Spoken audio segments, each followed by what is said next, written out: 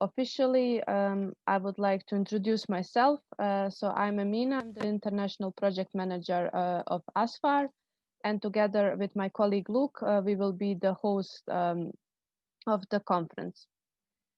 With this said, I would like to open the floor to Shanice Tan, the CEO of Asfar, and Steven Aiello, the CEO of Debate for Peace, for opening remarks. Thank you, Thanks, Amina. And Shanice, can you end the share screen just so we can see people again? Yeah. So we can see everyone. Okay, welcome. So I think we're ready to start. So Shanice, it's over to you. Okay. Right. So firstly, I really just want to welcome everyone to Asfar and Debate for Peace, first ever Resolve Network Youth Conference. First thing, Stephen and I would really like to thank all of our volunteers, speakers, panelists, partners, artists, musicians, our team, and of course you, our delegates, who've made the effort to come here today. The Resolve Network started initially as NGO partnership in 2017. But then later in November 2018, a youth wing of the network was launched as part of an Erasmus Plus program. The overall aims of the Resolve Network, and I'll just reshare my screen very quickly.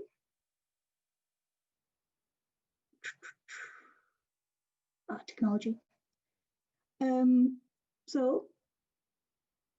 Okay, technology. Well, the overall aims of the Resolve Network are to build social cohesion, develop young people as community leaders and social action champions, address community-based social intolerance, and build a global partnerships of NGOs to support social development. Stephen?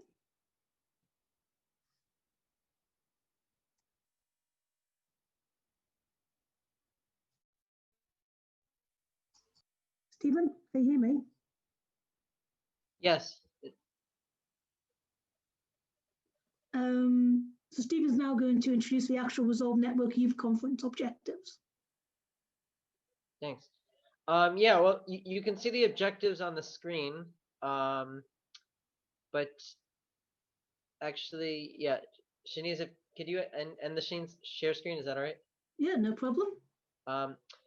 Basically, so we'll show the polls. I just want to let a few more people answer the polls. So we'll show the polls shortly. But I see for most people, it's your first UN 75 event, which basically means we are all taking part in this 75th celebration of the UN's birthday. And what UN 75 basically is, that they're calling it a global conversation, but it's a way for the UN to more broadly engage civil society. And so it's trying to do two things, which is to reconnect or strengthen the connections between civil society, which is us, it's all of us, and the United Nations and the institutions that make up the decisions affecting the world. And also just to kind of take stock of where we are in the world. It's where the world is, the direction it's headed in, which is again why we're asking some of the questions in the poll.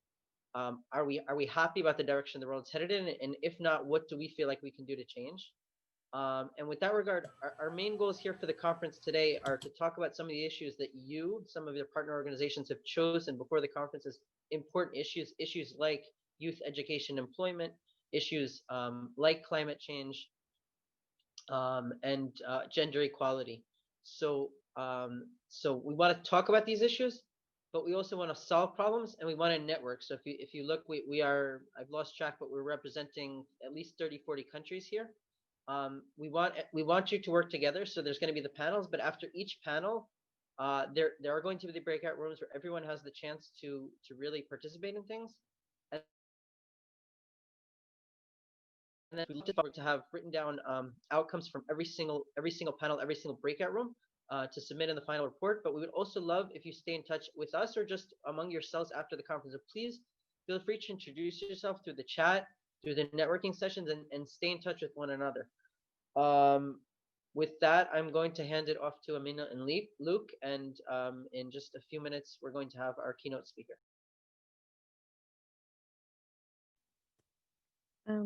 Thank you, Stephen. Shanice, did you want to also add something else? No, I think I'm done. I'm sorry, and we have a lot of partners, but I'm not sure who has the slide with the partners. If we could show that also. Luke, if you have the slide with the partners, yeah. So we have a lot of organizations we're partnering with, and we're happy to have all of you joining us. And if your organization is not here yet and you would love to be part of it, you can also just be in touch with us through the chat or through email afterwards. But yeah, Luke and Amin are going to explain how the conference is going to work from a technical standpoint. Then we're going to have our opening speaker, and then we're going to go straight to the first panel on education and employment.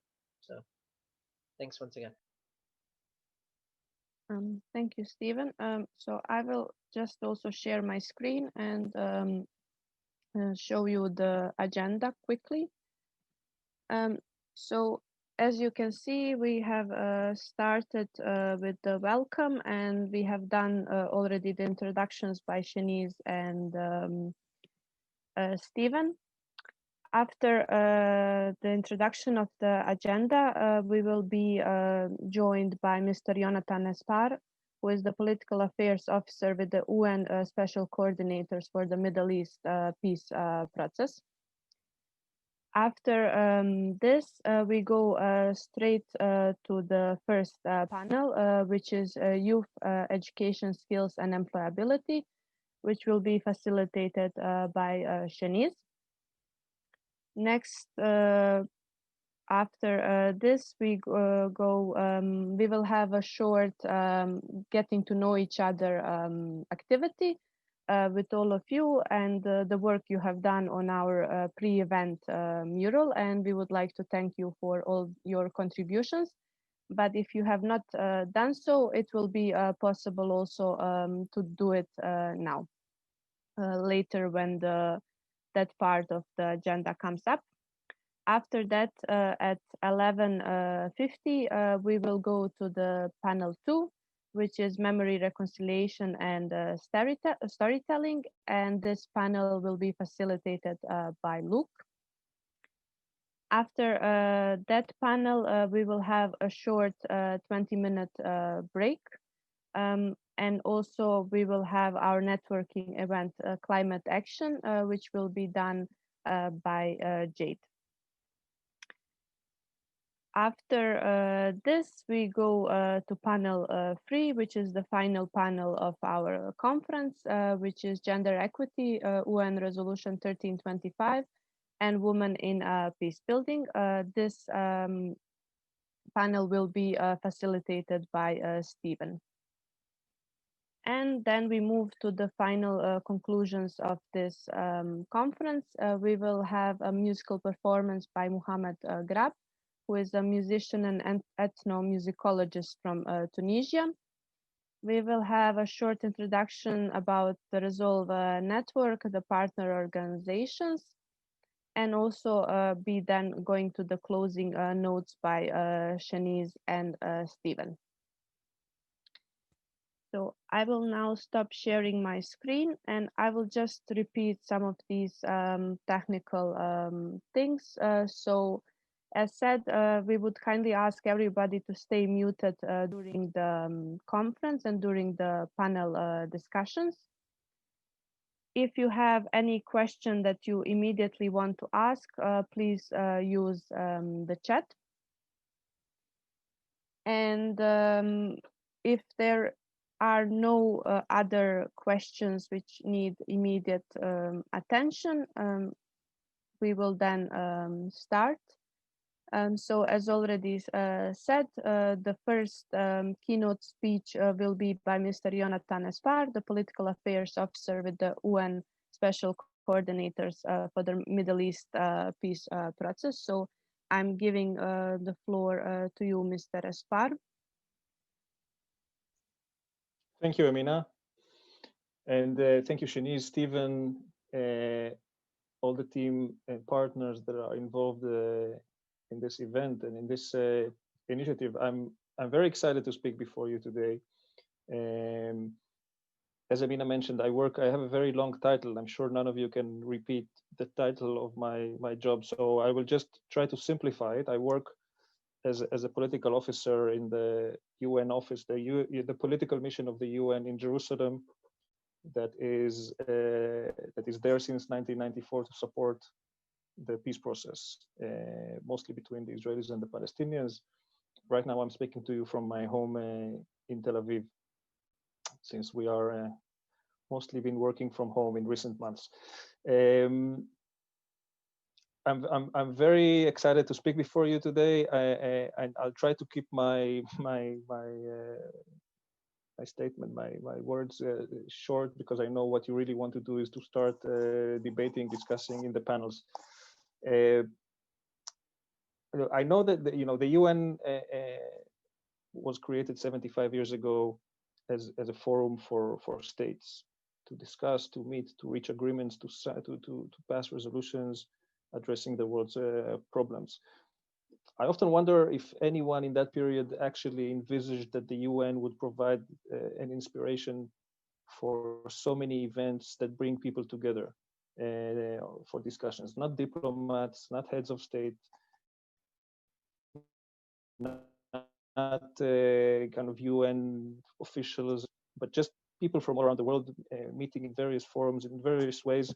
And I think that's been one of the amazing discoveries that I found since I started my job 7 years ago, of seeing in how many places youth, people from different backgrounds meet under the banner of the UN, under the inspiration of the UN, to discuss the world's problems. And I think that's maybe one of the biggest achievements of the UN, that it provides this inspiration. And the more I see these events, the more I get convinced that the work that we do in the institution, most of our time we meet with officials, with ministers, with heads of states. There's high-level diplomacy here around the region, conferences, statements, etc. That's most of the time we fly in those altitudes. But I'm absolutely convinced that nothing we can do in those arenas can really bring peace in today's world and really solve the problems that we're facing in today's world, without the types of bottom-up grassroots engagements. And I'm going to try to explain very briefly what I mean by that in the coming minutes. But I thought that maybe a good place to start would be my own personal story. I know I'm taking a risk of sounding very, very old, but I'm gonna start there, and then hopefully it will help me explain why such a meeting that the meeting I'm looking at you today having this conference, and it makes me feel optimistic and hopeful and really thrilled. So I grew up in Israel. I became a teenager during the 80s. Israel of the 1980s was a place where most of us had very few opportunities to meet people from different countries. We couldn't get into the car and drive into neighboring countries. Flying was a bit expensive. I think as a kid, we went abroad for a holiday once. There were tourists, but none of them had a reason to come to where I was living in my town. There were very few tourists, if any. But I still developed as a child this immense curiosity for people from other cultures, different places. My father was subscribed to National Geographic. I would flip through the pages of each edition and would try to consume pictures, and later on also to try to read about places and people. But but it wasn't. I never got to meet those people. I was reading about them. I was seeing them in well-chosen, selected professional pictures and photographs. But I felt that I want more. So it was very clear to me in high school, what I was saving money for. I was saving money to go to places, and to go to places meant, meeting people, seeing how they live.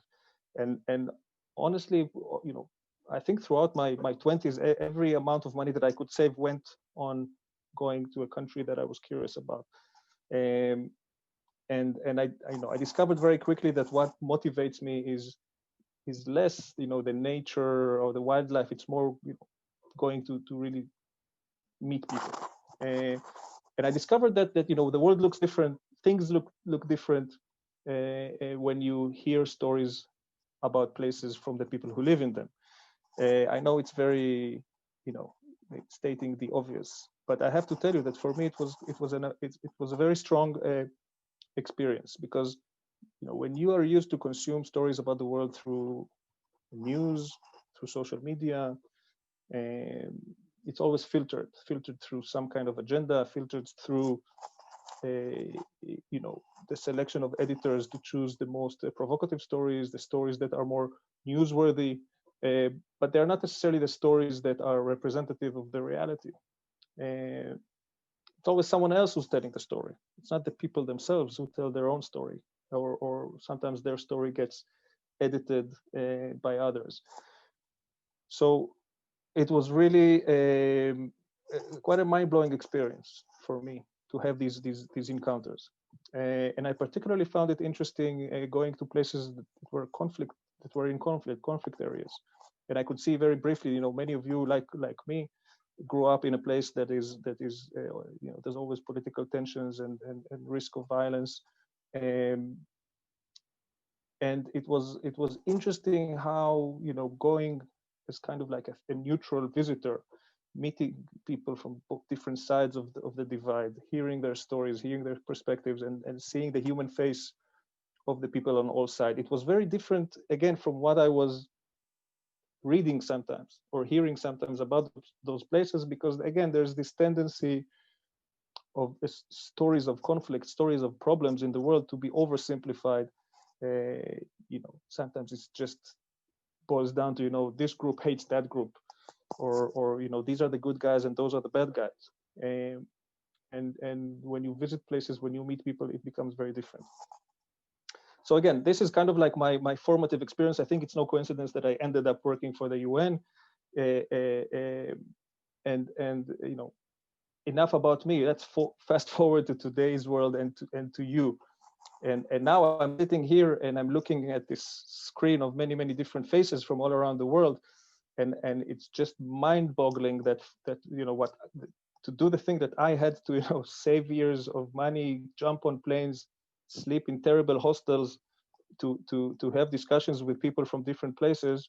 You just need to crawl to the computer and sit there and open the screen, and all of a sudden you have the whole world in front of you, and it's I know I'm sounding like a dinosaur now, but it still doesn't stop amazing. It's amazing. And if you stop for a moment to think about it, I'm sure you really need to appreciate. And of course, this doesn't happen by itself, and this is where I would like to give credit to Asfar and to Debate for Peace, and to anyone who kind of initiates this these opportunities for people to have these discussions.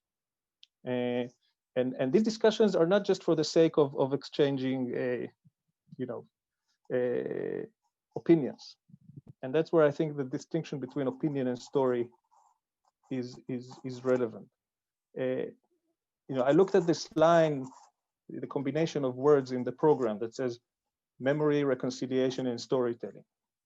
And I was reading it several times over and over again, trying to see how these three words relate to each other. I think it's a very clever choice of words, because I think when you listen to a person's story, it becomes part of your memory. We don't just carry our own experiences; we carry the experience that we hear from other people that we meet. So we are carrying this baggage of memories of other people's stories, and when we tell our story to other people, it becomes part of their memory. And I think that the more this happens, the more all of us carry in our memory the stories of others. This is the ground for reconciliation. This is where reconciliation can happen. This is where we can overcome differences, and differences have always been there and will always be there. We will not agree on everything. Our opinions will clash on many issues. But reconciliation happens when we have in our memory the different stories, and when we don't necessarily, we still have our own authentic story, and we don't have to accept other people's stories, but we they are in our memory, they are in our mind, and this is where reconciliation can happen. And as I said, reconciliation is a critical component. No matter what, you know, diplomats and the biggest UN mediation experts in the world cannot create this kind of you know, mental ground where reconciliation can happen. They cannot. It's not something that can be implanted from outside. There's no recipe for it. It can only be done through this, you know, a lot of human interaction that takes place between all of us. And I think it's important today more than before, because conflicts are not so much between states as they were decades ago. Conflicts are within societies. They are between groups that share a space, share sometimes a state. So it's not enough to reach some kind of formula, sign a treaty, sign a piece of paper, and that's it, you have peace. No, you have to find a way for people to share a space, a political space or a geographic space together. So again, you know, this is why I really think that you know, this event, the vision of the Resolve network and of Asfar is tremendously important, is critical for anything that the UN, that the institution of the UN can do through the official, through the formal channels of diplomacy. And I really feel, you know, excited when I see it. I think you should feel fortunate for having this opportunity. And I hope you have a fascinating day today, exchanging your stories and you know, collecting these memories and being part of this global discussion that is so critical. So thanks a lot. Thank you, Mr. Eshpar. And we would like to thank you also for you, because you shared your story with us, and now your story can become part of our memory also. So thank you, and thank you for taking the time to speak this morning to all the delegates that are here present.